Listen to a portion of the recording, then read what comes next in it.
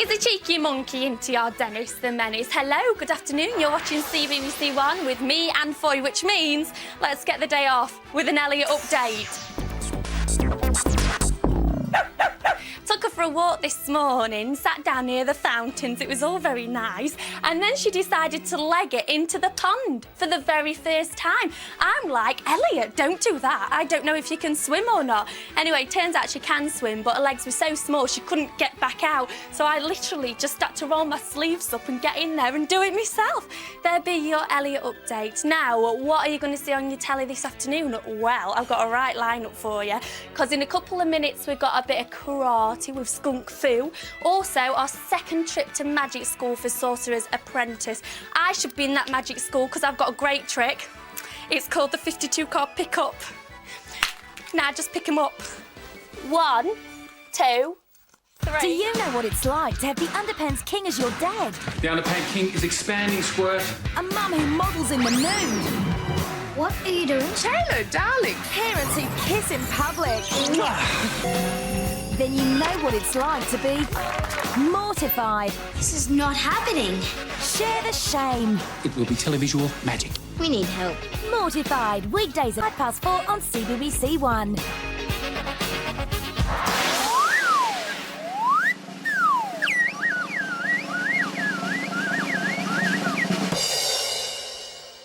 Can't wait for the Sorcerer's Apprentice today, especially after their bit rocky start that went on yesterday. Honestly, we'll be talking a lot about that later on this afternoon. But I've also got to tell you, we're going to a trip to Australia. Good eye, mate. Not very good, is it? For Mortified. And today, our Taylor is secretly nominated for school captain, secretly nominated. So she doesn't know that. She also doesn't know that that then puts her up against Brittany Flume, you know, the all-so-perfect one. So while the girls are battling it out in school, their dads are also having a bit of an argument. Yes, they argue too, you know. They're arguing about putting up the annual Christmas lights. Has anybody told them it's only July? I don't know. Now it's time for a bit of karate with Skunk Fu, and the ninja monkeys are catapulting themselves into the valley. Well, fancy that. See, everybody thinks that it's the owls that are wise, but no, it is indeed the pandas. Thanks, Skunk Fu. We love you. Now, heading your way at 5 o'clock this afternoon is the Sorcerer's Apprentice. Did you see it yesterday? No?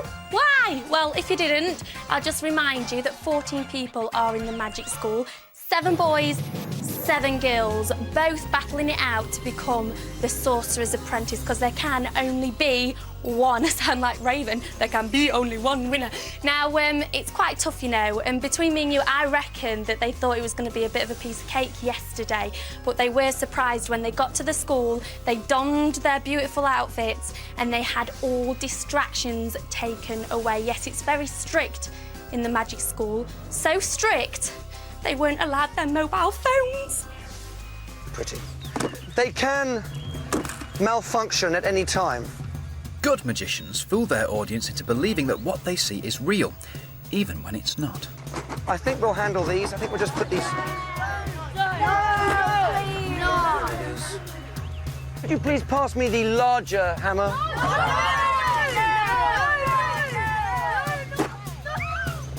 Thank you.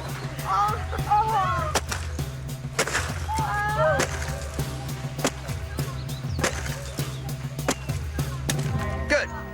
That just about handles that. Yes, it does handle that, but if you watched it, you will know that was a trick and no mobile phones will be harmed in the making of this series, just so we're both aware. Now, it got me thinking, right, seeing as though it's that strict, if you had your mobile phone taken away from you, would you be like, oh, I can't do this, 2 weeks without my mobile phone? Or is it more the case of, I can't live with my little Yorkshire Terrier called Elliot, I mean live without her, should I say. So basically, what couldn't you live without for 2 weeks? If you were in the magic school, what would you definitely need to get you through those 2 weeks? What is it that you'd have to take in with you? Maybe, I don't know, your lucky socks, but you wouldn't be able to wear them, would you? Because you have to wear that beautiful outfit that they all have to wear in there. So what couldn't you live without 2 weeks that you'd be in the magic school? Please get in touch, let me know, because I love hearing from you. You can email cbbc@bbc.co.uk, or you can send me a wee text message, or a message of text, I often call it, on 688 2222. Messages are charged at your operator's standard rate, and the closing lines for your emails and texts is 4:40, so you must get them in before then. And just to clarify, because I can get quite confusing, I know, I want to know, what could you definitely not live without for those 2 weeks in the Magic School? And I'll be reading them out this afternoon.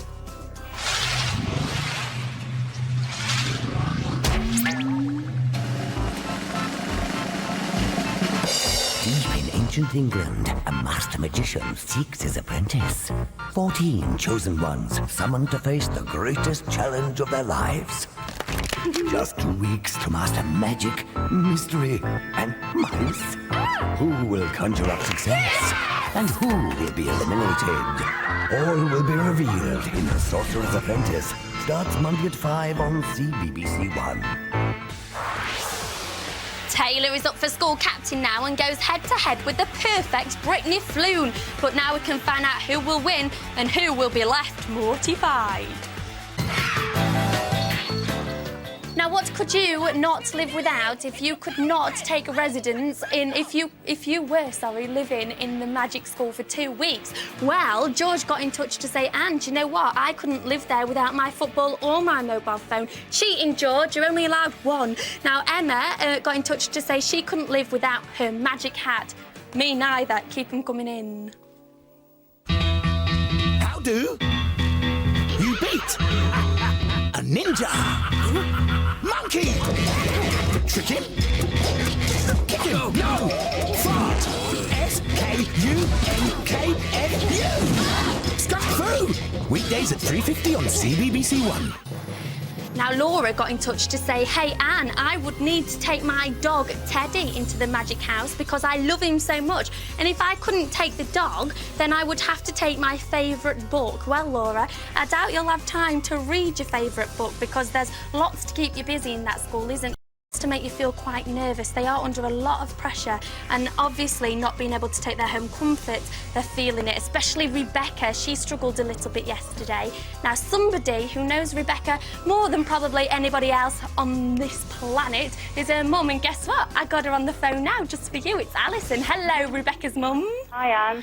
Oh, I like chatting to you. You're great. Now, I want to know, Alison, how do you think she's doing so far? Are you quite proud of the young Rebecca magician? Yes, we're very proud of her, actually. Yeah, she's doing really well, isn't she? She is. Now, what do you think she is missing the most out of everything? I think to start with, it's going to be things like makeup and mobile phone, but really, ultimately, things that make her upset will be missing her family and her pet cat, Pat. See, I never thought of that, but they must be getting quite homesick, eh? Must be. I would. Especially as well when you've got tests and stuff. You need your family and your cats the most at those times, don't you? Well, you do, really. Now, Alison, hey, if you were in there, what would you miss? If it was me, well, I find it really, really hard, but I think the most important thing to me is my family, and that's what I've missed the most. Oh, you and your daughter Rebecca have a lot in common, don't you? Well, you are a mum. Well, thank you so much, Alison, and I hope you enjoy the rest of The Sorcerer's Apprentice. We can see the next episode, don't forget, in just half an hour. Bye-bye, Alison. Bye. Thank you. I've magicked her away. Now let's go on a magical adventure with 4 of our friends in Roman mysteries. Ooh. Now, what could you not live without for 2 weeks in the Magic School? Yazzie says, I couldn't live without my lucky squeegee toy called Doris. Hey, we all need one of those. And Danielle could not live without her jelly sweets because she's just got a right sweet tooth. I don't blame you. Thank you for all your emails, and text lines are now closed. The star DSDs this week are John, who's getting into a right storm with weather forecasting. Street dancer Jess has a go at ballroom dancing. And the rock stars who try something very different. DSD with CBBC, weekdays at 7:15 on CBBC2. I can't wait for the next episode. Now, on the way for you later is News Round, so let's find out about more of today's show. Is Ellie? Hi there, coming up on the programme today, several people killed, many more homeless and hundreds of miles of forest destroyed. We report on the wildfires sweeping across America. And a big day for press packer Molly. She checks out her new school before before leaving her primary for good, all at 5:25.